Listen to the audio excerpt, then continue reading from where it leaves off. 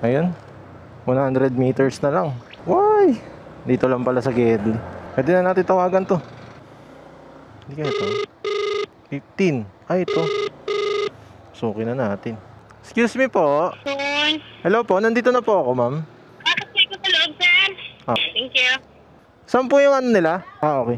Baho ng amoy. Kay ano po? Kay Zel? Ay, sorry. Kay ano pala? Kay Janet. Ed, eto lang, no? Head Yeah. east on Dagat toward Biak Nabato. Okay na po, ma'am. Tara na. Let's go na. Hatid na natin to. Buti ano lang. Maliit, pero ano siya, nasa 10 kilos yata to. Hindi na masama.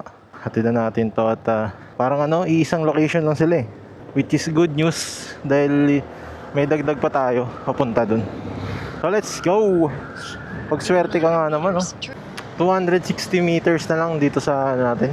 Second drop off yung powder daw ng milk ito eh. Sa Manila ang daming booking.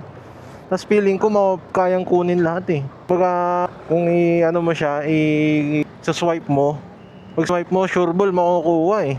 Kasi napansin ko, ang tagal dun sa ano, hindi agad nakukuha. Parang konti ata ng mga rider. Pero ayun, umag area dito sa Manila talaga. Kung lagi ka nandito, no? Back and forth lang, Manila to Marikina, pabalik-balik lang. Saan kaya sila dito? Tawagan na natin. Naamoy ko parang dito eh. May milk tea ba dito? No waiting daw. Hello po. Ma'am, nandito na po ako sa pin location, ma'am. Saan po kayo dito? Sige po. Nakaitim po ako na click po. May itim na sasakyan sa tapat ng Blessed Pierre Georgia ng Gindi. Yung itong nagbababa, yung Hyundai Starex po. Sa likutan. Tingnan mo nga po, sir. Nalala po. Tata. Andiyan yung task ko, nakaitim na naka-ponytail. Lalamove po, ito yung sa kanila. Hindi pa. Sige, kunin nyo.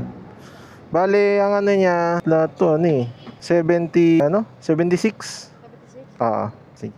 Medyo mabigat eh. Ayan, okay. Para makakuha agad tayo ng ibang booking. Thank you. 90 ang binigay. Wow, thank you. Santo Cristo. Kunin na natin to.